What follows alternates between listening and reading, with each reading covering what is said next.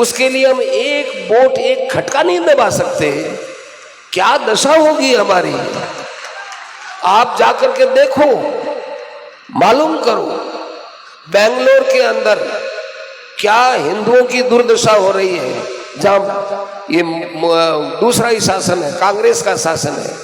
अभी अभी एक प्रस्ताव पारित हुआ है कि मंदिरों के ऊपर जो आमदनी होगी उसका 10% टैक्स हम राज्य में जमा कराएंगे, ले लेंगे हम जाकर मंदिरों के ले। पर दूसरे जो धर्म के स्थान है, जैसे मस्जिद है और है गिरजाघर है, उनका लेते हो क्या? उनका नहीं लेंगे। ये क्या है? लेकिन एक खुशखबरी है, वहां का राज्यपाल है, उसने उस प्रस्ताव पर दस्तखत नहीं किया, उसने वापस लौटा दिया। ये क्या नियम बना रहे हो?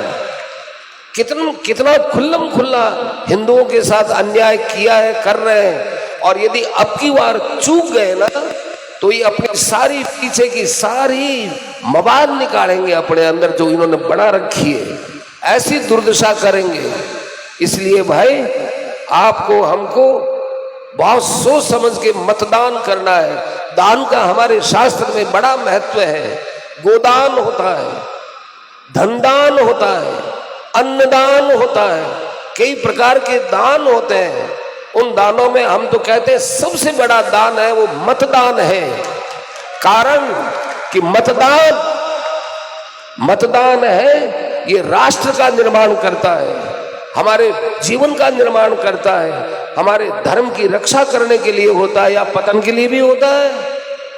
आप बहुत गहराई से देखिएगा, हिंदुओं ने जितना मतदान के अंदर अपना प्रतिशत कम रखा है, उसका कितना दुरुपयोग हो गया।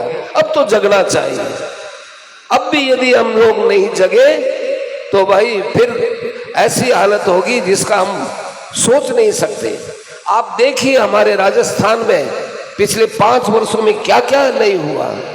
अब जो कुछ हो गया सो अब उसको तो भुलाना ही पड़ेगा। लेकिन सावधानी देखो, भूतकाल से शिक्षा ली जाती है भविष्य को सुधारने के लिए। भूतकाल से वर्तमान में शिक्षा लेकर भविष्य को सुधारा जाता है। अब हो गई सो हो गई, गई सो गई, अब राख रही को। अब हमको अपने जीवन को संभालना, राष्ट्र को संभालना है। हमारा जीवन धर्म के लिए है और धर्मनिरपेक्षता के नाम पर जितना हिंदुओं के साथ कुठाराघात हुआ उतना किसी के साथ नहीं हुआ।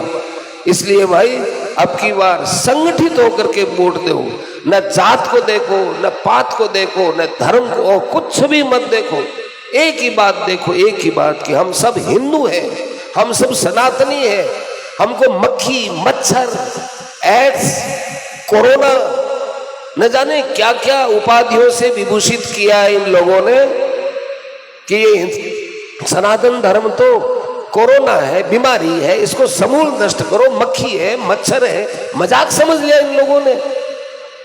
आज इन सबको, आपको, हमको, सबको मुंह तोड़ करके जवाब देना होगा। और वो जवाब यही है कि हम एक मत होकर के वोट दें और उस मत में खुद भी देवे, दूसरों से भी दिलवावे, सबको कहे। ये जीवन में समय नहीं आएगा।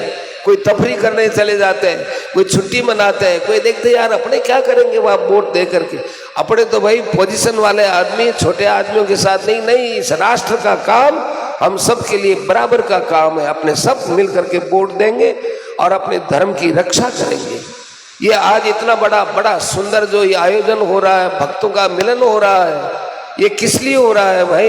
ये संतों की कृपा से हो रहा है। परंतु इसमें यदि सरकारी हस्तक्षेप जिस दिन हो जाएगा, हमारी सरकार नहीं रहेगी, हस्तक्षेप होगा, तो क्या आप हम सब इतने आनंद के साथ ये उत्सव मना सकते?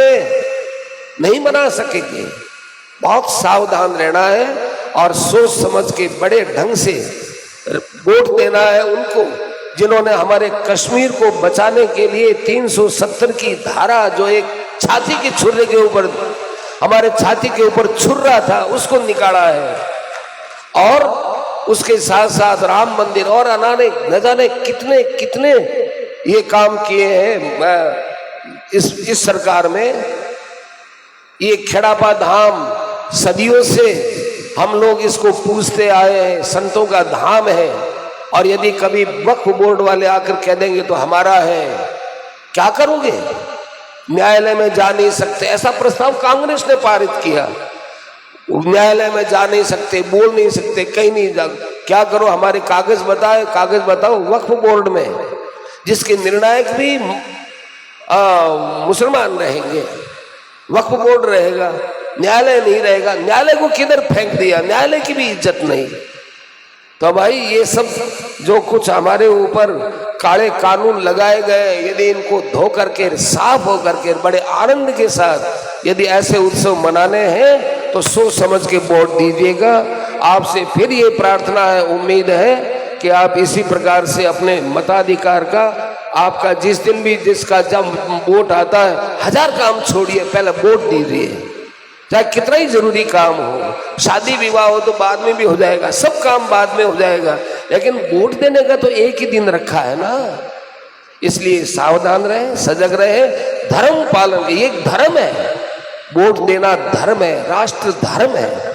इस धर्म का हमें पालन करना है और भगवान का सतत नामस्मरण करना है। नाम नाम अकार बहुधा निज सर्व शक्ति, भगवान के नाम में अपार शक्ति भरी पड़ी है। खूब बड़े प्रेम से भगवान का नाम लेवे, और नाम लेकर के जो भी हम काम करेंगे उसमें नाम हमारी शक्ति उस काम के अंदर भी देगी, काम में पवित्रता आएगी, भाव में पवित्रता आएगी और हमारे जीवन का कल्याण होगा। इस बात को आप ध्यान में रखेंगे और सब प्रकार की यहाँ विधियां हैं, उन विधियों का आप ठीक ढंग से पालन करेंगे तो जीवन का निश्चित कल्याण है। राम।